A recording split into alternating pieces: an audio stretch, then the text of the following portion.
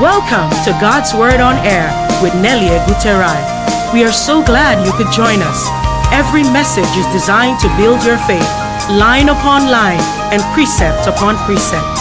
And now, let's continue last week's message.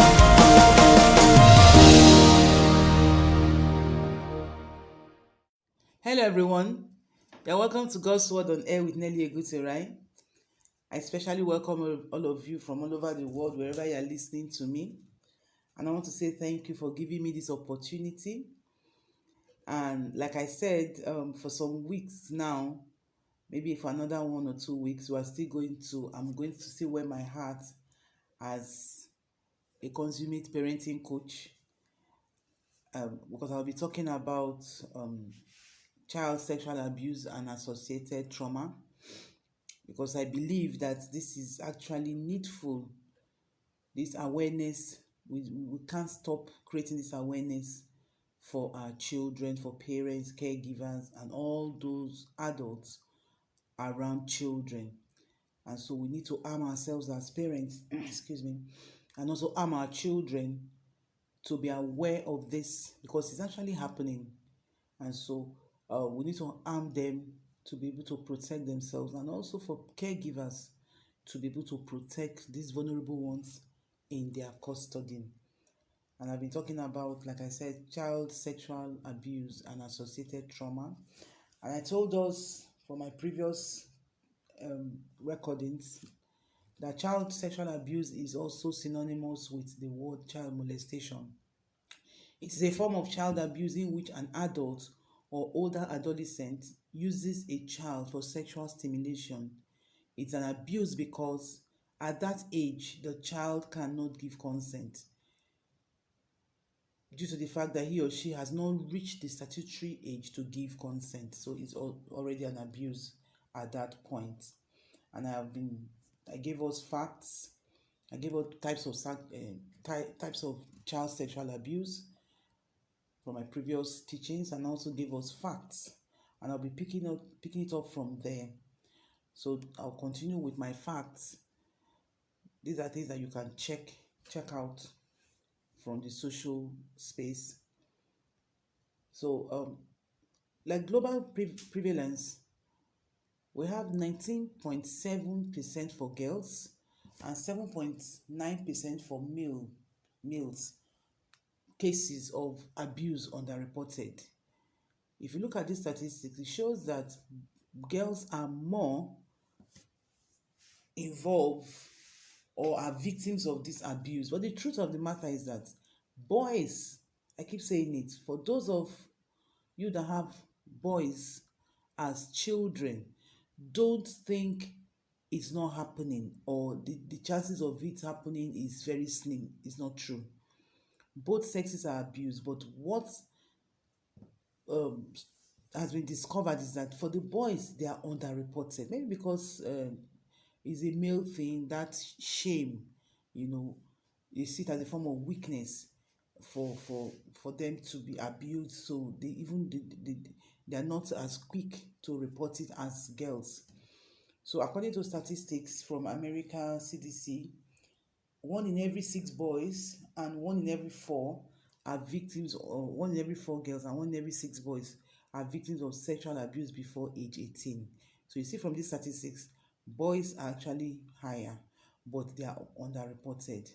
So 90% of victims know they are abused. And I told us that in my previous teaching, this meet stranger danger meet. Oh, it's somebody that you don't know. It's somebody, a total stranger. A total stranger will not just prey on your child. Most times there are people that the children have been comfortable, they've been around with, so they are sort of comfortable with them. Maybe because they also see that you are comfortable with them, because maybe they are family friends, their colleagues, their relatives, and all that. So it's actually not strangers. Victims, the perpetrators are known to the victims. Okay, then 60% of child victims are sexually abused by people the family trust. I said so. Drivers, staff, workers, neighbors, relatives, even parents, I dare to say. Okay, so 40% of child victims are abused by older or more powerful children. I also told us last week or 2 weeks ago that most times, even family members, siblings, older siblings, or relatives actually abusing these children. But it's underreported because that stigma, that shame, the family, parents even cover it. The family, they cover it because it happened in the family. Oh, let them not know that we have such a person in our midst, in our family. Let them not know that such a person is related to me, and is actually the perpetrator is in this family. So it's covered up, and so it's actually underreported. Okay, then the perpetrators also breed fear. I told us that the perpetrators, they work on the psychology of the child. The child is still very tender, very young, very vulnerable, and so he or she is still trying to understand his or her world around them. And so, for example, you tell a child, a 7-year-old or a 10-year-old, if you tell your mommy, I will kill her.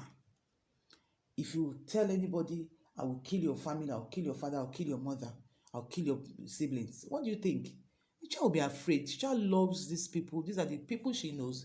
These are the people he or she has grown up to know and love. So suddenly you are telling him or her that you want to kill these people. Of course, the child will be ready to use himself or herself as a sacrificial lamb. And so to protect her loved ones, she will keep quiet. So they breed fear. I tell my children, anybody that tries to threaten you, that tries to breed any form of fear in you, run away from them and come to me. I will not kill you. Of course, it's possible that you have done something wrong, and so you should be punished for it, or you should be corrected. That does not mean I'm going to kill you, or that's the end of our relationship as mother, daughter, or mother, son. Okay? So according to the American Psychological Association, states that children cannot consent to sexual activity with adults. I told us that the age of consent, they are still vulnerable until they get to the age of 18 or 21. They are still children, so they should be protected by the adults around them. An adult who engages in sexual activity with a child is performing a criminal and immoral act which cannot be considered normal or socially acceptable behavior.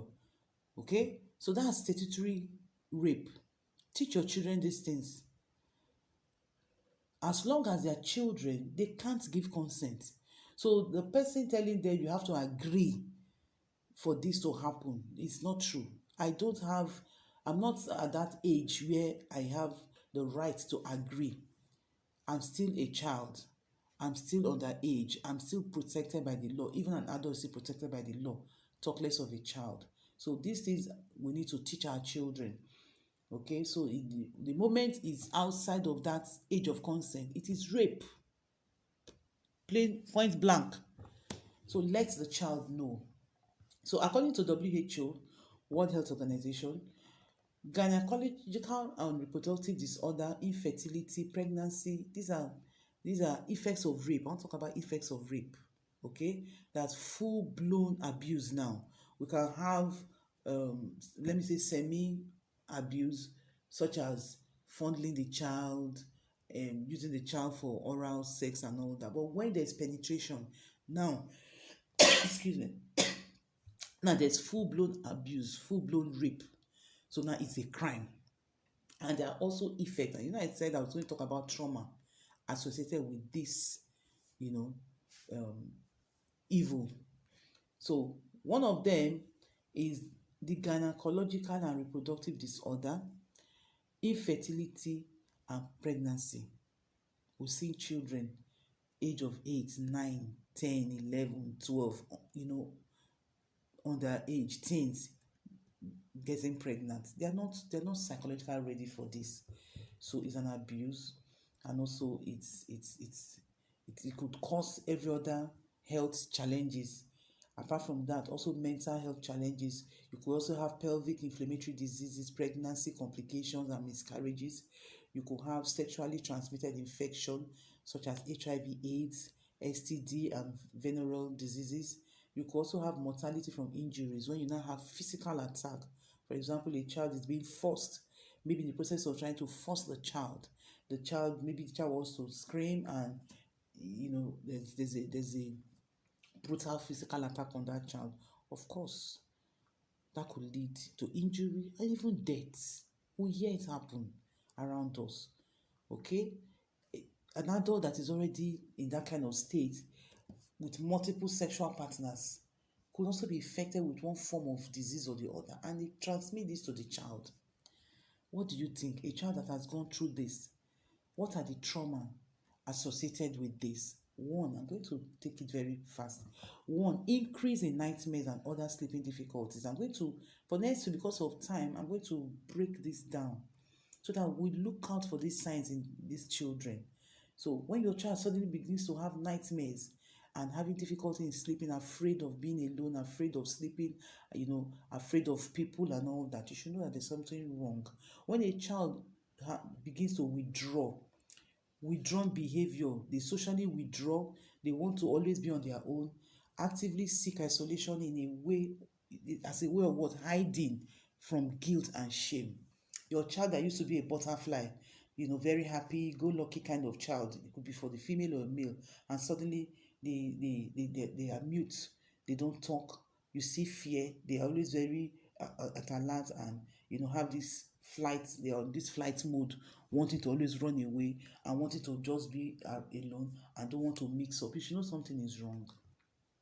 Then when there's sudden anger, unexplained outbursts, nervousness, guilt, confusion, that child that used to be very happy, very calm, very cool and collected, suddenly every little thing, the child is off the lead, always crying and all that, screaming, nervous, can't even eat, and you notice their mind wanders. You just see them staring into space. You know that something is wrong. You should take note. Then when they are anxious, anxiety, depression, and suicide ideation, especially when the victim is afraid to confide in someone and expect support, not condemnation. What do I mean by that? When, of course, just even as adults, when you are worried about something, you know the way you react, and especially when something is bothering you. Most times, if you're not careful, you go into depression, and you don't want to talk about it. You go into depression and you want to isolate yourself. You stop taking care of yourself. You stop eating. You stop doing the normal things that you do. Normal things that makes your world tick, and you just stop that. And before you know, the person begins to have suicide ideation. What do I mean by that? The person becomes suicidal. They start thinking of taking their lives because, of course, suddenly they're not happy anymore. And because of the shame and guilt, they feel dirty, they can't even mix up with people, and so they are always alone. Of course, that should be a red flag for parents, or that your child that was always the talkative type, always talking to you and all that, and suddenly she's afraid to even talk to you. You always have to try to force her to say something, or force him to say something and all that. You should know something is wrong. Then I'll take the last one because of time. Not wanting to be left alone with a particular individual or individuals. I see this happen a lot. You see a child suddenly not wanting to be around a particular person, or not wanting to be around an environment, and we don't take time to say why. I will force them, try to force them. You must stay with uncle this, or you must stay in this place, or I have to travel, as I need to leave you here, without even listening to the child. And your child is crying and saying, no, I don't want to go there, I don't want to go there anymore, or I don't want to talk to this person anymore. And you don't take out time to want to find out what is wrong, because the child that was usually happy to go to that particular location or particular house suddenly is withdrawn. You should know something is wrong. So please, parents, take out time to want to find out why suddenly your child doesn't want to go there anymore. What's going on? It might even be in school. So don't think, oh, I've paid your fees for this term, and so you must go to school.